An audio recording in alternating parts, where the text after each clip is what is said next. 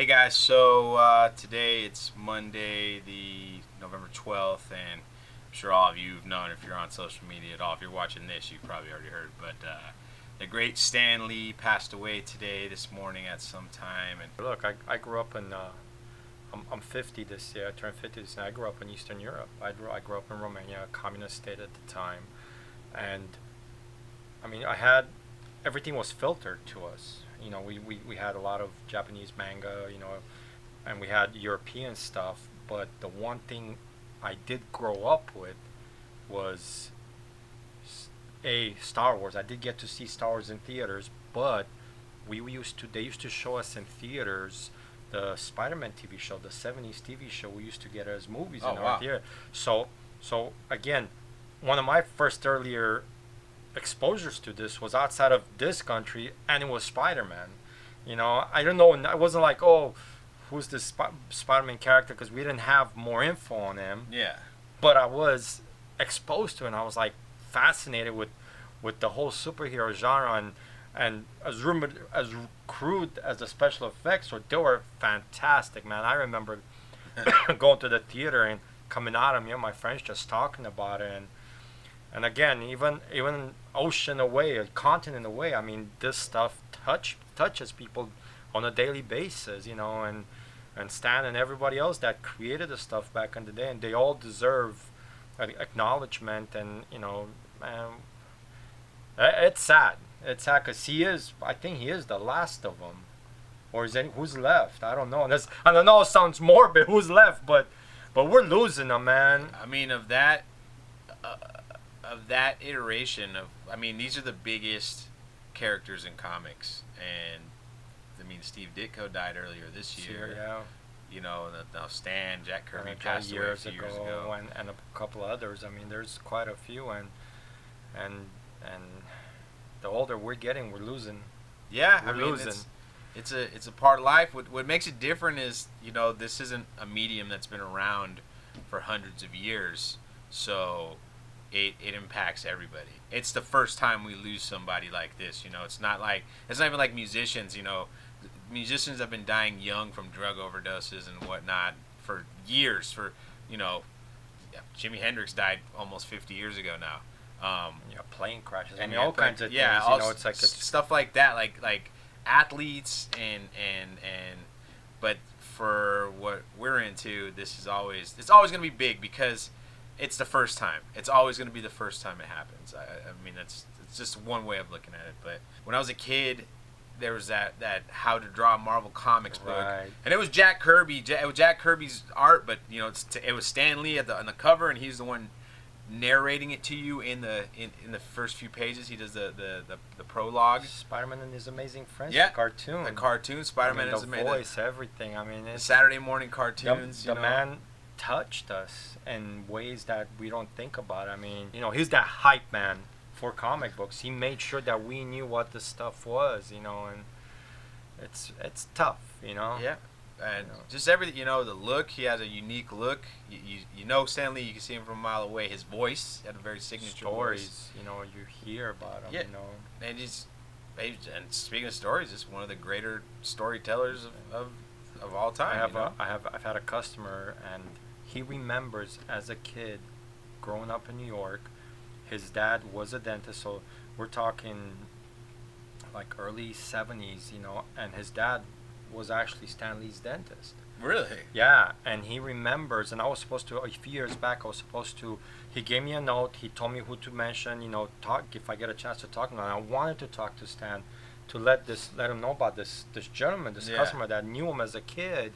And the guy, I mean, my customer is well into his 50s, 60s, and he was still reading comics, and he remembers telling me, he's like, yeah, Cat, he would come in and put me on his lap and start talking about Spider-Man, about this and that, and again, he never stopped talking about these characters. I mean, I remember years ago, this goes back 10 plus years. I mean, he was in Studio City, and again, one of my customers stopped, ran into him and with his kid, and here he is walking, and all of a sudden I say, hey, Mr. Lee, how are you? And it turns like a button turned onto this front man for comic books, talking Yeah. to the kid.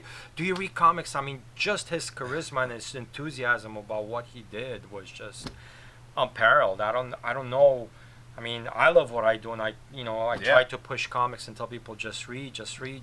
But Stan was It's on something another else. level, I mean, yeah. it was. Yeah. I mean, he's gonna be missed. You know, this is it's a tough one, and Yeah. you know, if you've never seen Mallrats, he's in Mallrats, and there's a great scene where between him, Jason Lee, and Jason London, where he just kind of he's guiding these guys through their relationship struggles, but using the superhero narratives, talking about the Hulk, talking about Thing, you know, because they're both the movie's based on like this one super hardcore comic book fan, and they hang out at the mall all the time. But I mean, it's just really cool. Like he's everything he got to do outside of the immediate media, and how many people know him. You know, not just because comics and just. I mean, it's just a lasting impression. Even the movies now, he's all the cameo appearances in every MCU film and you know, but forget that. But just the product itself. Yeah, that what absolutely. has done to, I mean, to generations of kids. I mean, look. Back in the 50s, 60s, 70s, where you didn't have video games and you didn't have all these extra distractions, social media, where kids were reading. And I can pull a number of customers that are in their 50s, 60s that will tell you, and they'll say, if it wasn't for comics, I mean, it helped them learn, it helped them read better, you know, dyslexic, whatever problems they had, comic books helped them get better. And it's like, and again, what it touched, it goes beyond, you know, just Absolutely. a comic book or Stan Lee. I mean, because again, he was the front man for this industry. yeah, he definitely was. You know, oh man, Not just Marvel, you know, but just for the product in itself. The You know product, what I mean? the medium itself. The medium itself. Yeah. You know, it's so many stories. You know, people have that tell, and it's like wow. I mean, it boggles the mind on how he approached, how his love for this product was on another level, you know, than anybody else. You know, and he was a superhero, man. He was a superhero, and you know, I think we'll leave it at that. Rest in peace, Mr. Lee, and hope we see you on the other side. All right.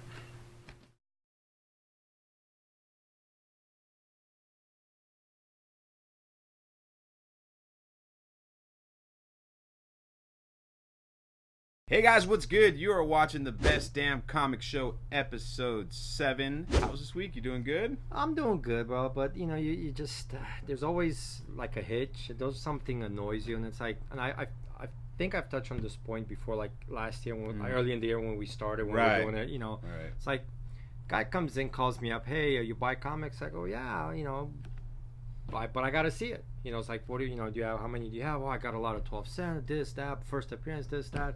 It's like, what's your number? It's like, oh, I want like $400 because I gotta buy a new clutch. I'm like, okay, let's see. So he comes in, and actually I have to move my car, so I meet him downstairs. He's like 3 short boxes, stuff out of bags and boards, and you know, he just keeps ranting. Oh, it's like a first appearance. I'm flipping through these books. It's like, yeah, there's a couple of good things in there. So Iron Fist 14, you know, first Sabretooth, you know, but the condition was just. It's gonna grade real low. You know, it's not even if grading, but it's like who's gonna, again, lower grades don't sell as fast as higher grades, you know. So I'm trying to explain to the guy, look, man, you know, this, like, oh, you know, this, he's getting all worked up, and I'm getting annoyed, and it's like, you know what, bro, I'm done. He's like, oh, I don't want to sell it to you anyway. It's like, look, man, guys. I mean, here's the first thing, and I'm gonna tell it to you as a non-dealer. If you're trying to make money off your comics, I'm not the best. Don't sell it to your shop. Don't take take it to the shop, because just think about it. He's got to resell it. He's got to make his money back. He's not going to give you 100%. He's not going to give you 75%. You know, you're lucky if you get 25%. Look, there's some guys that will be fair. Right. And there's some guys that are not. It's the same fucking principle. I tell everybody, look, you got a card that Blue Book says $3,000. You go to the dealer, some guys will give you $500, some guys will give you $300. Why? Because they have stock. They gotta sell that stock before they get to you. Right. What do? Do you sit there and you complain? You know, and you know, if you want to make the money, you sell it yourself. Right. You always see cars for sale because you're not gonna get much from the dealer. So stop being lazy. Keyword there is lazy. If you want to make the most amount of money on your collection, You sell it yourself. Good luck sell with it that. yourself. Good luck. Yeah, put it on eBay. Just like everybody else. Exactly, like everybody else. Do your research. Pages and pages. Put it up of on that Craigslist. Put it up, but it's just a lot of work that you got to do. When you go into the middleman, which is your local comic shop, he's got to put in all that work for you. He's not going to do. And look, even if you put the books on Craigslist, someone's going to come and haggle with you. 90% of the people that look on Craigslist are dealers. Yeah. Not necessarily dealers with a storefront, but guys that do conventions. So they're going to nickel and dime you to death anyway. So you know what? Stop. Yeah. Just sell it yourself, eBay, whatever. Good luck with it. God Let bless. me know how it goes. Okay. But no, other than that, good week. Lots of good reads this week. That Immortal Hulk. Oh, what a read. What a read, man. There was some good stuff last week. Death of the Inhumans. I said, wow. It's like, Donny Cates writes it. and it's like, because I'm like, there's something gonna happen. Yeah, something happened. They clean house. That's it. They're back to basics. You're gonna see a rebuild for the Inhumans, like they said with the TV. They're gonna put that on hold for now. Let it sit for a few years and build it up and bring it. But no, a lot of good books last week. Before we get started into the picks, we actually have a couple questions this week. We got one question we're going to do before the break, and then we'll do another question afterwards. So, all right. So, Mark Anthony Sepulveda asks, so what do you guys think is going on with Sentry and the Void? He meets a guy in issue 4 that looks like Null from Venom. And then also, the big push for the Eternals in the movie. Do you think that's part of Phase 5, like something that was planned out, or do you think that's going to be a part of the new phase? Coming up in the MCU? I'm not. Every cause has an effect. So you have DC, because again, there's not that Marvel's competing with DC, but I know Warner Brothers feels, or DC feels like they have to catch up to Marvel. So since you had the announcement for the New Gods movie, because again, if you look at the properties, they're almost the same. New Gods, Eternals, they're almost like the same. And that they're on record as saying they ripped each other off. Exactly. For the New Gods, anyways. Like, what's his Thanos is a copy of Darkseid. The Jim tomato, right? Potato. Well, potato. I'm just going by the stories. It's true, like but Jim again, Shooter said, "Hey, I like this Darkseid guy. He tells George Perez, can you design a guy that looks kind of like Darkseid?" And again, but I keep saying it's like there's no creativity. Everybody rips each other off for some. Yeah. As long as you don't get sued, you're good. Exactly. But again, I think it's the Eternals is just a response to New Gods, and again, it's the difference between a Marvel movie and a Warner Brother movie. As good as Wonder Woman was, and it has flaws, Captain Marvel is going to be freaking amazing. Yeah. And it's basically Marvel saying, and this is just my take, but Marvel saying, hey, this is how you make a strong female lead movie that's a superhero that's going to kick ass in the box office. So you're going to have a New Gods movie coming that's going to suck. So Marvel's going to say, okay, so this is Eternals. This is, again, it's proven. It's there. It's like I'm not saying anything that so far. There's no argument going on. Yes, right there's fanboys, for each side. But look, black on white record on. Come on. As far as the Void, that's not cold. That's the Void inside Bob's head. So Sentry was created back in the day by Marvel. Again, talking about ripping off, because again. You just tweak it. So it was there was during the like I was 10 years ago or some 7, 8, 10 years ago, whatever the storyline, whatever the situation, but there was the threat that whoever was suing DC for Superman, I think it was the Seagulls, I'm not sure. They were threatening to take Superman away from Warner Brothers. Right. So Marvel created Sentry, kind of showed that, hey, look, we can publish and write a Superman-like character, but it was different enough that it wasn't Superman.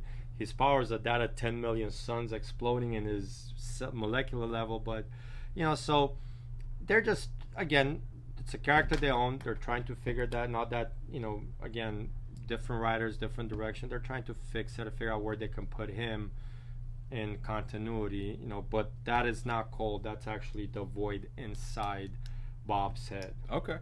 They just made him, because again, it's darkness, so they made him, artist made him look like he would be venomized or something, but it's not. And we'll see. You never know what could happen.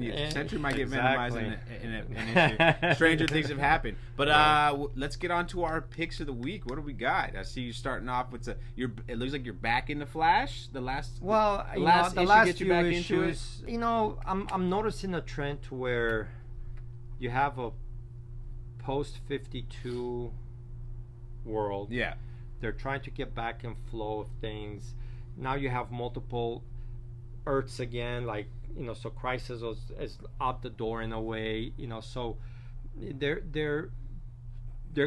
trying to figure things out. So I've liked Flash so far. I mean, on and off, and like I said, the last few issues after the Flash where I kind of fell off, but the last couple, got me back in, and I'm pretty sure you're gonna see. I think what was the last issue they showed Impulse. Yeah.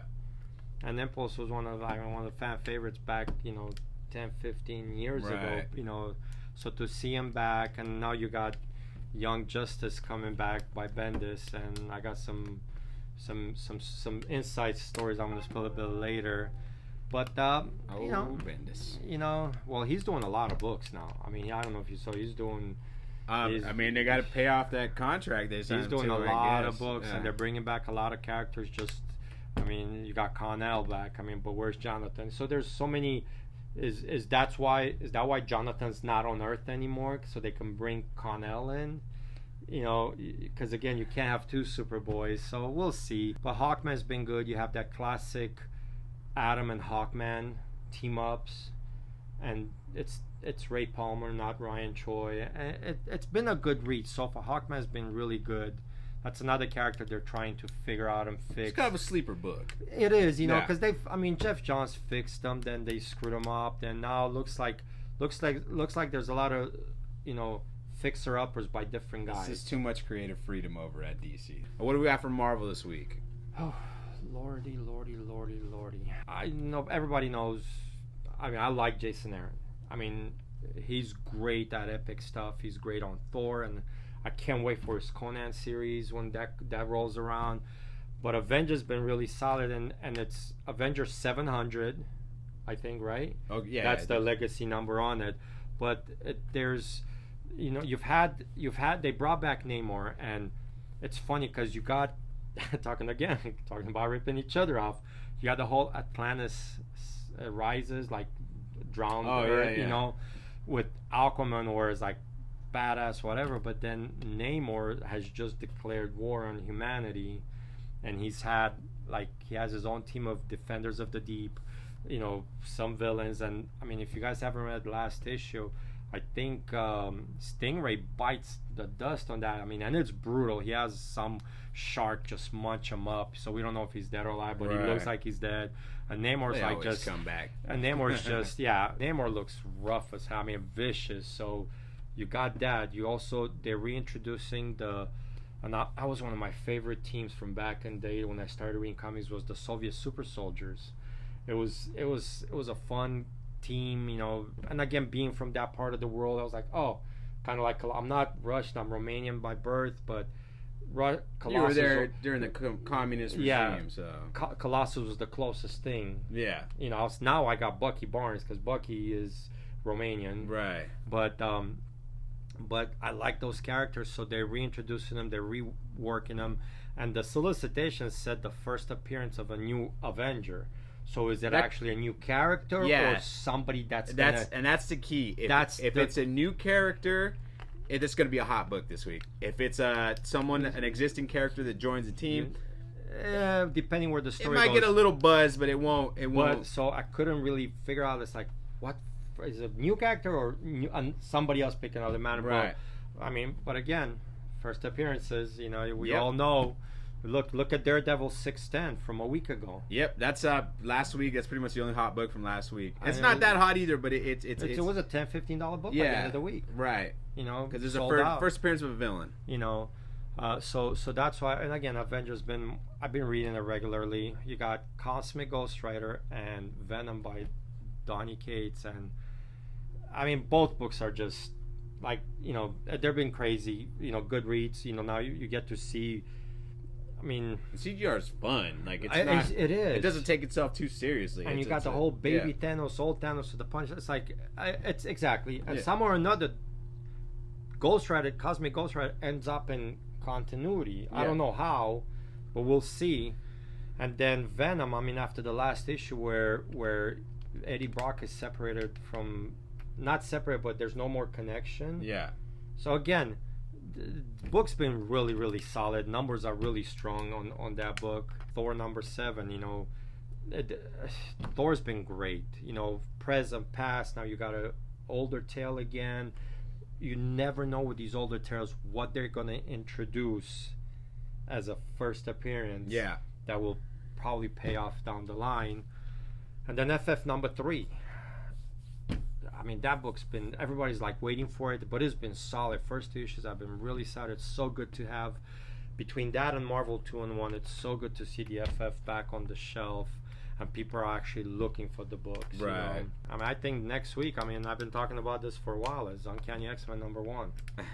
You know, that you got, and that's not, I don't think that's the end of it. Because again, I was looking at the solicitations for January on the X-Men side, and they're showing just one word, Cyclops. Yeah. And I've been saying they're bringing everybody back. But they're bringing the name back. Then, the name Uncanny X-Men. Uncanny X-Men, you know, again, and that was a pretty high up the latter book number wise too. I think it should be around close to 700. But it's got 700 covers as well.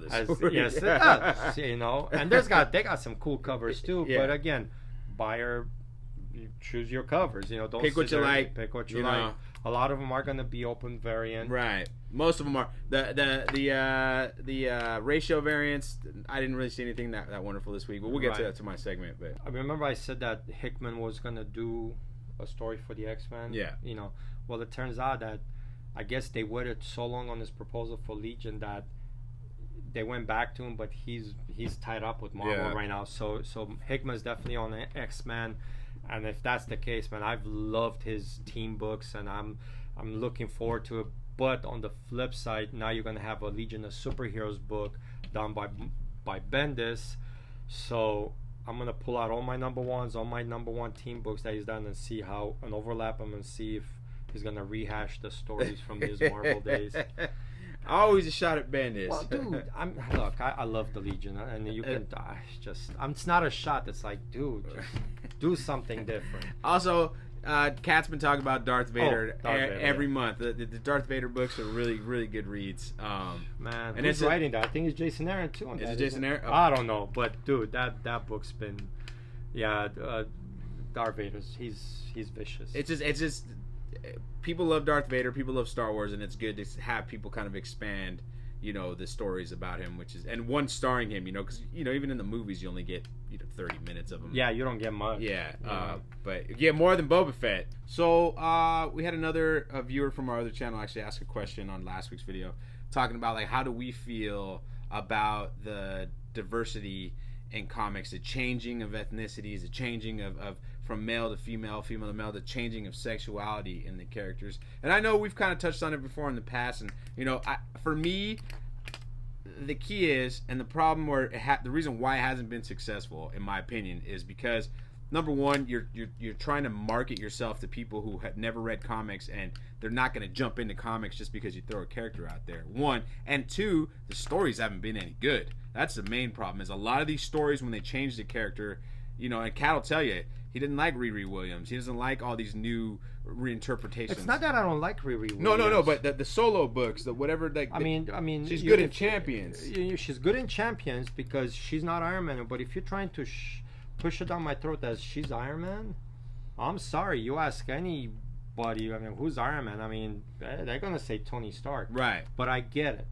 I get what Marvel is doing. And again, there was that like you said, there was that article on CBR about when they switched that, here we go, Marvel's going back to straight, to white male leaders again. It's like, look, it's about green. Yeah. That's all it is. The change was done because the numbers are down. But what Marvel did is they used the legacy name to create a potential character 5, 10, 20, 30 years from now. where that character, where Riri Williams will become somebody's Iron Man. Right. Yeah. Or Miles Morales, and I keep saying, everything is about, in our lives, is about relevancy. Yeah. What's relevant to who? Now, I'm 50. You got a lot of older guys, younger in the 30s. Yeah, we're still attached to Peter Parker, to a lot of these characters that we grew up with. Right.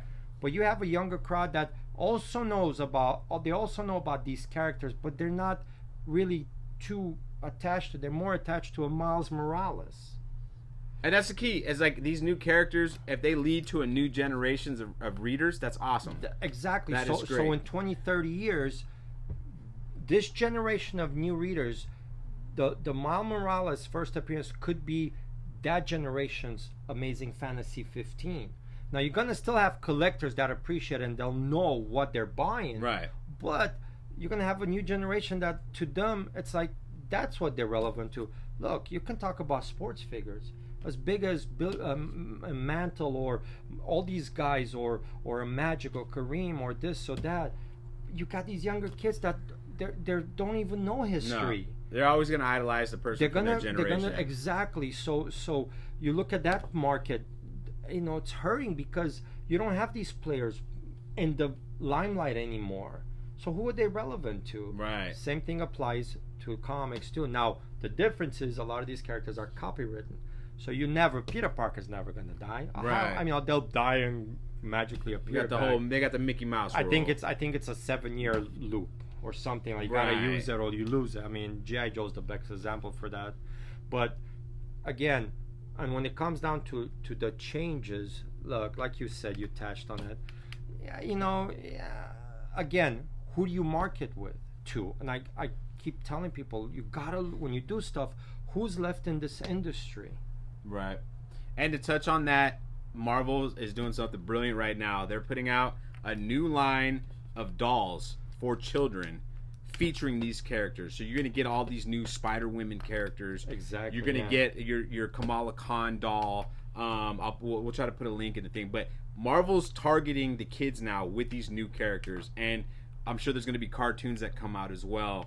And I mean, with this Edge of Spider-Verse, even though it's not Marvel, it's Sony, but this Edge of Spider-Verse movie is going to blow up, I think. I mean, you hear me saying, Marvel's owned by Disney. Yep. Disney as a company, their target audience is 5 to 17 or 15. Why? Because if they get you hooked within that age gap, you're hooked for life. Go to a Star Wars, anytime a Star Wars movie comes out, and go look just at go the to audience. Disneyland. I mean, it's true. You go to Disneyland, you see 60-year-olds, 7-year-olds, 50-year-olds, 40-year-olds, 30-year-olds. You see them they're without kids, but they're there enjoying. Do you see any commercial on TV targeting that age, any of those age groups outside of 5 to 17? No. They get you. It's hooked. Cigarettes. They don't advertise to grown-ups. They advertise, but they don't go after grown-ups because they're already hooked. They're going after it's all about their young audience. Get them hooked on my brand now. I got you for life, and that's what Marvel's doing. And it's like, and again, you have these new characters. Why not use them? Right. It's not that hard, guys. It's pretty and again, awesome. It's all about the content, the story. Give me a good, solid book. But when you give me crap, I'm sorry, but I can't sell Iceman if the book sucks. Yep. I can't. I'm sorry, I can't. But now let's get to our variant picks of the week. Catwoman number 5 got an art germ variant. God, he's beautiful. Yeah, he's just doing this stuff he's doing for the Catwoman is like different than This is almost like it's not as Picasso. anime. Like this particular cover is that it's like, what does it look like? It looks like a Picasso. Something that's abstract but beautiful. I mean, just Red Hood number 28, Yasmin Putri. These last few Putri covers have been blown up. Ooh. They're hot books. And she's doing awesome work. Dude, because I've seen some of her other stuff, but just something about these Red Hood covers. I don't know if it's the colors, whatever, but they're freaking delicious. It's like she's hitting a good stride with this character. Wonder Woman number 58, Jennifer Zahn. Already sold out at Midtown. This is Thursday. We're recording this. So yesterday, it came out yesterday on Midtown. Already sold out today, guys. Jennifer Zahn, Wonder Woman covers are hot. Pick them up now because they're only going to go up in value. So if you can get it for cover price somewhere, do that. As for Marvel this week, Last week, Kat, we joked around about how they're doing the X-Men release, so everybody has their X-Men variants. I didn't like any of them. Not the case this week. Clayton Crane's got a really awesome X-Force looking cover for Amazing Spider-Man #9. You got your Archangel, you got your Wolverine, etc., etc.